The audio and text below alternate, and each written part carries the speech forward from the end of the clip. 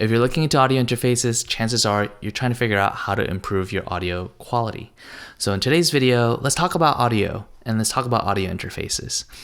Welcome to my YouTube channel. My name is Alex O. I am a video producer, content creator. For anyone that's just looking for a quick recommendation, this is the one that I have, the Focusrite Scarlett Solo. This is the newest 4th generation, and so far I've been very happy with it. When you're looking at a solution like an audio interface, you're really looking at two different components, the preamp and the converter. The purpose of a preamp is to boost that signal up to a level that's usable. What a converter does is that it converts that audio signal, which is an analog signal, into a digital signal, vice versa. When it comes to analog signals, think of them as real physical signals.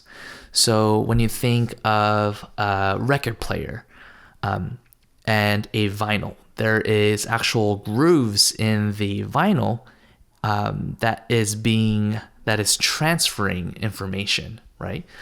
Whereas a digital signal is going to be a binary signal. It's either zeros or ones. It's the way that computers communicate, right? Through a series of zeros and ones. The audio interface really has two jobs. It does one, boost your mic's signal to a level that's usable, and two, it converts digital and analog signals. So people who really need an audio interface need those two functions.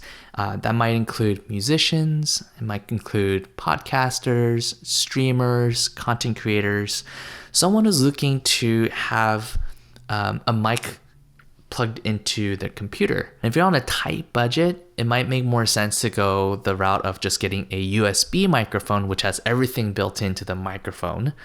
An audio interface really opens you up into a whole new world of microphones and a lot of different options. Let's take a quick step back. So you might not need an audio interface if all you're looking to do is get better audio quality for your videos. What I might recommend is something like a wireless lavalier mic. This one is the Rode Wireless Pro.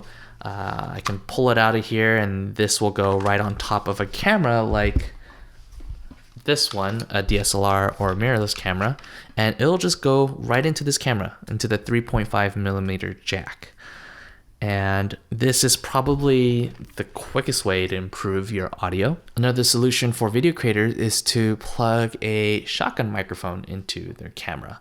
So some shotgun microphones might already have a battery built in. This one that I'm using, which is the Synco Mic D2, does not. So this is going into the preamps of my cinema camera. This is my second body. You can actually plug a mic like this right into this XLR port. To be honest, if you're shooting on something like this, you probably already know a decent amount about audio. Let's go back to talking about audio interfaces. Now, the two main connections that you have in an audio interface are XLR and TRS. So this one right here is the XLR input. This is what you'll connect your microphone into. It's a bigger circle with these 3 little prongs. These smaller circles are your TRS connections. They're also more commonly known as 1/4 inch. These two in the back are what connects to my focal monitors. I have another video out on them, but they're the big, speakers that you see on like producers' desks. And an example of conversion would be if I were to pull up Spotify and play like my favorite songs. All of that data within the computer are digital signals. It's data that's stored in this binary zeros and ones. This box, it converts it into a physical signal, which will go out to my speakers, and then my speakers are able to play back that signal. And if you're a musician, you'll find that your instruments, mostly like guitars and keyboards, are gonna have this 1/4 inch connection as well. And so on the Solo, you have the 1/4 inch in the front going into channel 1, and then on the back, you have the mic channel, XLR, going into input 2. The next thing you might hear about in an audio interface is the terminology phantom power. It's more commonly seen on interfaces as 48V, 48 volts. And this is going to be something you need to power condenser microphones, such as the one that I'm recording on right now. A microphone such as this, the Shure SM7B, has the same connection, but it's a dynamic microphone. In this video, I'm not going to go into dynamic versus condenser because we're focusing on audio interfaces, but this one would not need the 48 volts of phantom power. I know this is a lot of terminology and jargon already, and it can get really, really confusing. So if you have any questions, just make sure you just leave them down in the comments below, and I can take some more time to thoroughly think through and answer individual questions. The next thing I want to talk about is sample rate and bit depth. The higher the number, the better it is, but it can get really easy if you don't know much about these things to get caught up in just looking for higher numbers. The standard for most recordings is going to be 24-bit, 48 kilohertz. This audio interface, even an entry-level one, is advertised to have 24-bit, 192 kilohertz.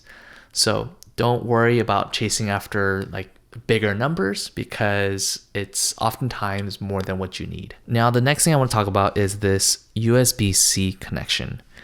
Older interfaces will still run on USB-A, but USB-C is quickly becoming a standard. As newer computers abandon the USB-A port, the USB-C connection is nice to have. It'll be future-proof. USB-C also is faster, so you'll have less latency. So now everyone's favorite part, which is the recommendations. For entry level, I would definitely say the Focusrite Scarlett. Focusrite has just done such a good job, especially with their 4th generation. If you're using a mic like the Shure SM7B, I would definitely upgrade to the 2i2.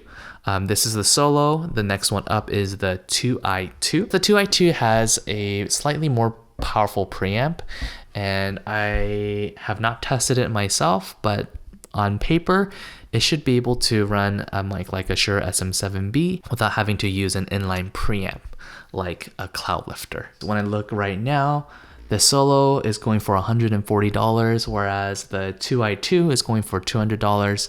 Unless you have a specific use case scenario where you need the 2i2, like you need to be able to run 2 XLR microphones at the same time. Maybe you have like a 2-person podcast, or you have a mic like this, the SM7B, where it's just power hungry and it needs more from a preamp. The 2i2 would be good for this. Otherwise, I am a fan of the Solo, because you save $60 and I am always a fan of keeping more money in your pockets. If you have a little bit more money to spend, then I would look at 3 main brands: Audient, Universal Audio, and Solid State Logic. In the world of professional audio, those 3 brands have really made a name for themselves, and with their brand name comes brand price. But yeah, the mid-range just feels, mid-range products just kind of land in this weird space where you're just spending more money, but it's not quite at the level I would consider for professional uses. If you know you're going to be doing this long term and you want to just go right into getting the best you can, I would definitely say to look at Universal Audio and not their Volt products, which kind of falls again into that mid-tier budget.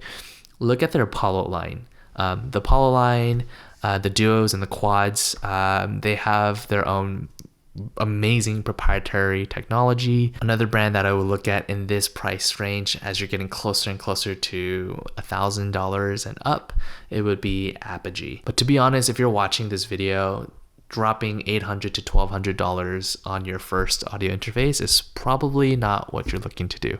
But again, if you know you're going to be doing this long term and you know you're going to be going into this professionally and you're ready to drop that money right off the bat, then I would definitely say those 2 brands are my recommendations in that higher price range. It's hard to cover everything about audio interfaces in just one video, but I hope that by the end of this video, you feel a little bit more confident, a little bit more knowledgeable about audio interfaces. Again, I invite you to leave a comment down below with any of your questions. That will give me an opportunity to go more in depth about these topics. That's it for today. I'll see you on the next one. Peace.